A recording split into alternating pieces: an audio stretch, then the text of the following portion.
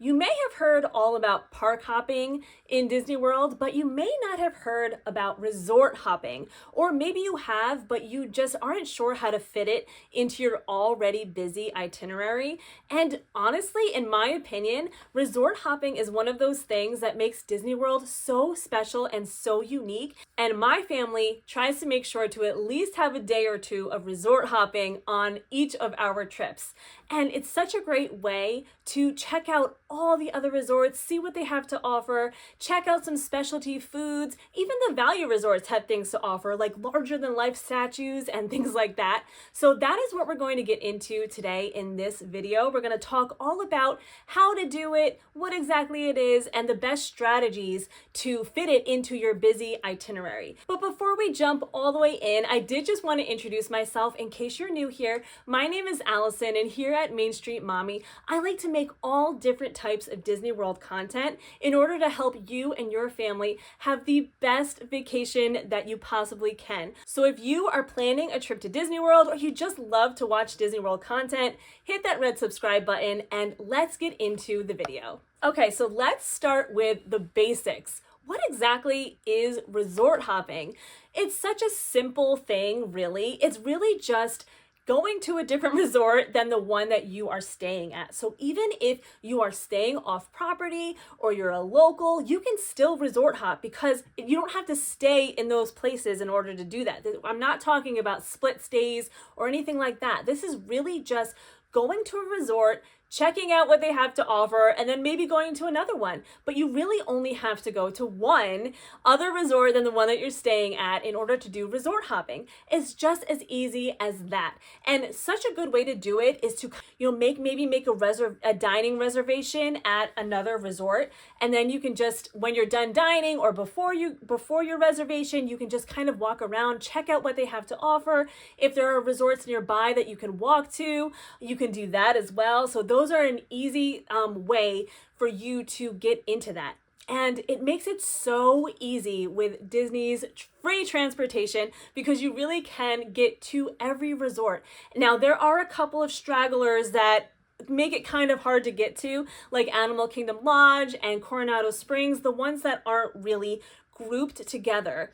So unless you really just want to check out something at that one resort that you're just going to kind of go to and go back, you can do that, but there are easy ways to get in a bunch of resorts all at one time. So we are going to break it down into sections of Disney World to see how many resorts that you can really access when you're in a certain part of the whole resort area. Now, there are some things to keep in mind before you head out for your resort hopping. If you are driving, please keep in mind that you really can't drive to a resort unless you have a dining reservation. You cannot drive to a resort and park in the parking lot and just go explore the resort. You are not allowed to do that. And I wouldn't recommend driving to your reservation, and I wouldn't recommend that if you're looking to resort hop, just because you really aren't supposed to keep your car there and leave the resort and spend a long time. You could wind up getting a ticket or getting towed. So it is definitely advisable to use Disney transportation in order to do the resort hopping.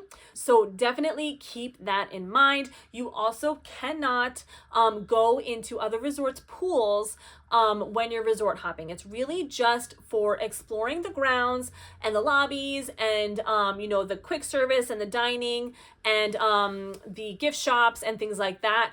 It's really not meant to try to get into someone else's pool or anything like that. So please keep that in mind before you start out on your journey to resort hop. So obviously there are ways to easily get to a resort without using Disney transportation. You can take an Uber or a minivan, but I'm really going to go into Disney's free transportation because, Disney is expensive. So when you're on your rest day, trying not to spend as much money as you do when you're in the park would be ideal. So not dropping $50 on a minivan to get where you need to go is ideal. And also, personally, I don't know how everybody else feels, but Disney transportation is a perk of Disney World. It's one of those things that I love going on all of the different transportations. Like the more transportation options I can do in a day is like, it's so much fun to me. It makes it just that much bigger of an experience. So basically each area that we're going to be talking about centers around either a park or Disney Springs. So you have the Magic Kingdom resort areas, and then you have the Epcot and Hollywood Studio resort areas, and then you have the Disney Spring resort areas. Like I said before, there are a few stragglers, like the All-Star resorts. There are 3 of them that you can access, but you would have to take a bus just to get to those 3, and that's it. And then, you know, there's Coronado Springs and Animal Kingdom Lodge that you would just have to go to that one place and then head back to go to a different place. So we're really just going to focus on the ones that you can access multiple resorts in this one area. So we are going to start out in the Magic Kingdom area. So I'm not even just going to say the Monorail area, because there are other resorts in the Magic Kingdom area that are off of the monorail, but that you can access when you are in that area. So that's what we're going to be focusing on first. So in the Magic Kingdom area, we have the monorail resorts, which are the Contemporary, the Grand Floridian, and the Polynesian. But then we also have, by boat, we have Wilderness Lodge and also the campground.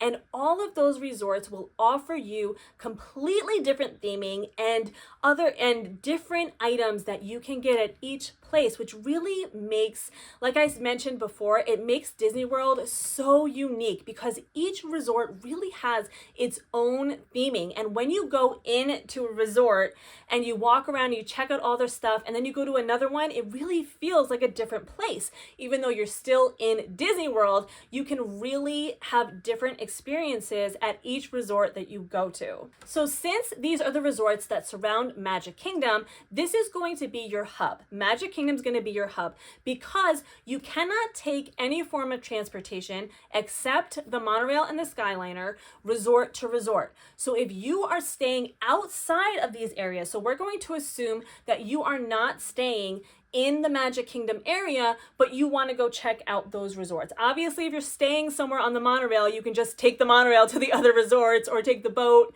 to Wilderness Lodge, but we're going to assume that you need to first travel to Magic Kingdom. So you are going to do that obviously by bus. So you are going to take your bus from your resort to Magic Kingdom. Your bus is gonna drop you off. You're gonna have to go through security, unfortunately, but you are gonna go through security, and then you're going to get on the monorail line. So now you could either at this point get onto the monorail, or you could walk to the Contemporary. So either wherever you want to start out is where you would go. So if you want to start out at the Contemporary, it's just like a 10-minute walk down the path, and then you can get on that and then check out the Contemporary, and then you can take the monorail from all the way to the Polynesian and then the Grand Floridian, and then you're going to come back to Magic Kingdom. Now, if you want to extend this trip of resort hopping, if you have time, I highly recommend taking a boat to Wilderness Lodge and or the campground. Wilderness Lodge is such a gem. If you've watched my videos before, you know that this is my absolute favorite resort. As you can see, I have a Wilderness Lodge sweater on. I love this resort so much. And one of the things that really separates it is that it is kind of isolated, because when you are on the monorail and you're going to those monorail resorts, it can feel busy, especially during certain times of the year. But Wilderness Lodge really does have that isolated feel, and it's such a great place to visit at Christmas. It obviously is a little bit more busy at Christmas time, but that is one resort that you should visit and check out. Geyser Point Bar and Grill is wonderful, and they have some really nice treats in Roaring Fork, the quick service. So that is one that you should definitely check out as well. And then in addition to Wilderness Lodge, or in place of Wilderness Lodge, you could always go to the campground as well. And this also has a boat to and from Magic Kingdom. And after 3 o'clock, you can actually take a boat between Wilderness Lodge, the campground, and the Contemporary. So if you are, making your way over to Wilderness Lodge later in the afternoon, once it's after 3 o'clock, you can just take a boat over to the campground and check that out. The campground has so many things to offer. Honestly, if you really want to explore the campground like fully, you would probably have to take a full day just at the campground to really explore everything that they have to offer if you wanted to do certain specialty things that they have offered there. But if you just want to quickly look around, there's a playground right near the boat dock, and the little shop is there. So if you just want to kind of quickly get a feel for it, you could easily do that mixed in with all of these other resorts. Now, like I said before, each of these resorts has its own special theming and things to look out for. So when I think about resort hopping, even if I do have a dining reservation, to me, resort hopping is not just going to the resort, eating, and then leaving. You want to have to check it out. You want to check out the resort, walk around the grounds a little bit, check out their gift shop. Sometimes resorts have specialty items that are only available in their gift shop. Go to their quick service and see if they have any special treats that you've never seen before and that you might want to try. Over at the Polynesian, Captain Cook's is such a great quick service. They have some really good specialty food items like their nachos and their noodles, and there's just really some yummy things there. You don't have to have a dining reservation to enjoy some of the foods that are offered at these resorts. And sometimes when you do the dining reservation, you miss out on what the quick service has to offer. Sometimes they have such really good pastries or desserts or coffees, things like that you might miss out if you're just going to go to a dining reservation. So definitely when you are at the resort that you are going to, check out the grounds, walk around. Like I said, really absorb what that resort has to offer. It really makes it so much fun. Okay, so we are done with the Magic Kingdom resorts. So if you wanted to check out resorts that are not in the same area, there are other ways to get around doing this, but you need to be careful because a lot of people think like, oh, I can just take the monorail from Magic Kingdom to Epcot and then walk over to you can't. The bus and the monorail drop you off in the front of Epcot. So if you do not have tickets into Epcot or you don't have an annual pass, you cannot go from the front of Epcot into where all the Boardwalk resorts are because you have to walk through Epcot. So don't think that you can take the monorail from Magic Kingdom to Epcot and get to all of those resort areas without having to go through Epcot.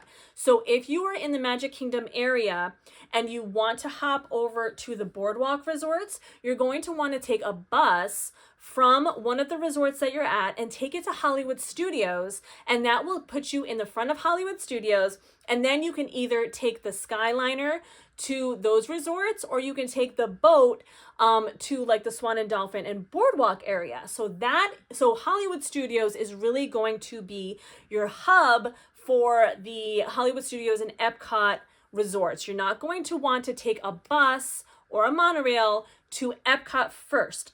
So that is very important to know that when you are transferring to those resorts from either from the resort, your home resort, or from another area, you're going to want to take a bus to Hollywood Studios. So now that you're at Hollywood Studios, you have the choice of either hopping on the Skyliner or getting onto a boat. So for this video, we are going to go the way of the boats to the Boardwalk first. Now you can always walk to the Boardwalk from Hollywood Studios.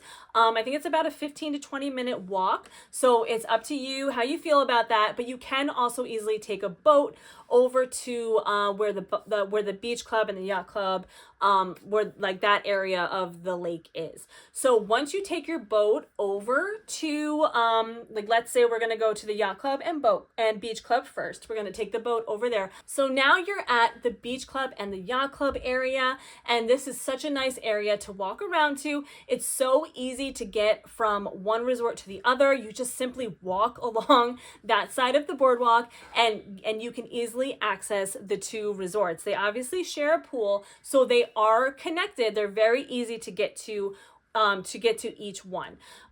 So once you're there, you can explore that area. Beach Club has beaches and cream. They have that window on the outside that you can go and get some ice cream if you want. So once you're done exploring Beach Club and Yacht Club, you can easily take a walk over to the Boardwalk resort area. And this has, more of a boardwalk feel, like you would feel if you're at like a beach town boardwalk area. So this has a couple of quick service locations that you can go to. They have Mickey pretzels at one of the, I can't remember the name of the place, but we did go there. They have Mickey pretzels. They have the corn dog place. And then Boardwalk has its own, couple of other quick service and table service as well. So once you are done exploring the boardwalk areas, it's so easy to just walk over to the Skyliner and then make your way to the Skyliner resorts. So this area, you can really access so many different resorts. The last trip that we went to, we ate breakfast at Cape May Cafe at the Beach Club, explored the boardwalk area resorts, and then we took the Skyliner over to Art of Animation to check out all of those statues and the resort itself. So that's what we did. We didn't check out at any of the other Skyliner resorts, but you absolutely can.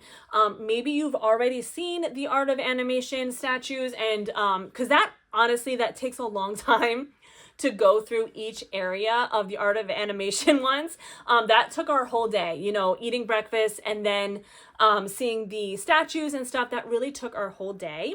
So if you've already seen that, or it's not an interest to you, you can obviously check out other resorts that are on the Skyliner. The Riviera is on the Skyliner. They have some wonderful quick service options.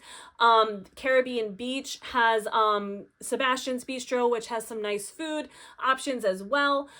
So there are other resorts along the Skyliner that you can very easily check out after going to the boardwalk. Maybe you want to stop somewhere for lunch and then stop somewhere else for dinner. Whatever it is that you want to check out, you can obviously do that. So once you are done exploring your Skyliner resorts, you are going to head all the way on the Skyliner back to Hollywood Studios, and that is how you're going to get your bus back to your resort. And I'm not sure if I mentioned from Magic Kingdom, because I think I went straight into hopping to another area.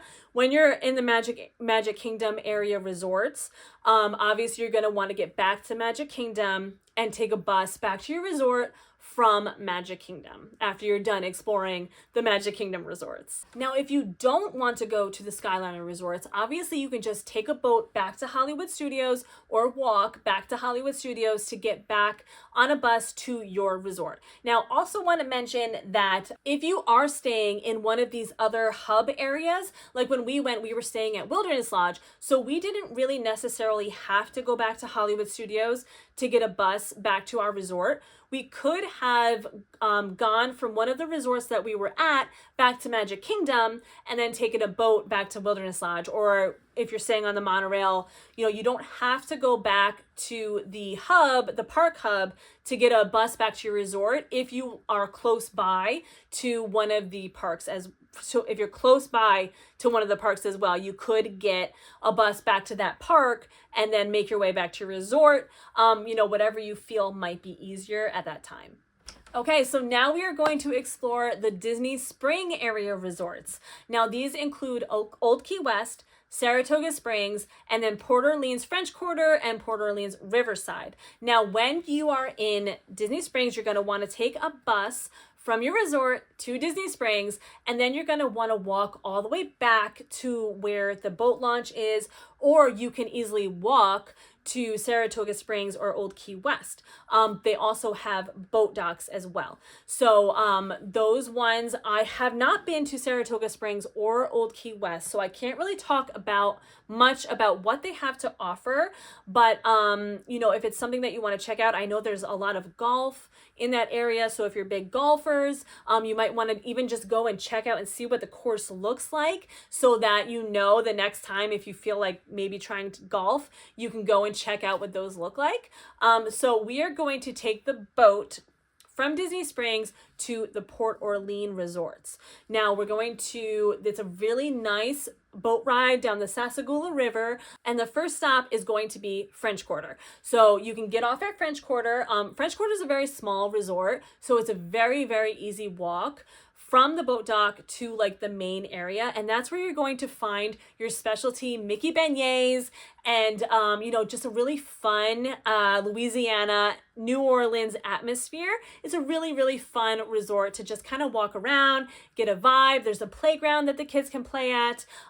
So this is a nice one to just kind of hop into, get some beignets, explore around a little bit, and then you can make your way over to Riverside. You can walk to Riverside. It's a very nice walk along the river, or you can take a boat to Riverside as well. And this one, Riverside, is much bigger than French Quarter, but they also have, it's very the same kind of vibe, like Louisiana vibe, the Bayou vibe, and things like that. They don't have, in my opinion, they don't have something to offer like the beignets, like a specialty treat, but it's still nice to be able to walk around and really experience it, because it almost kind of feels like you're walking around like outside, like streets that you're walking down. It's really kind of cool to experience and just kind of walk around. You also can do carriage rides at Riverside, which is a fun thing to do. So if you have that planned, that makes it a nice way to kind of explore French Quarter as well. So if you have a horse carriage ride planned for 6 p.m., you can head over to Disney Springs, maybe even do some shopping at Disney Springs, head over to French Quarter, get some beignets, and then you can make your way to Riverside for your carriage ride. And that's just like a nice way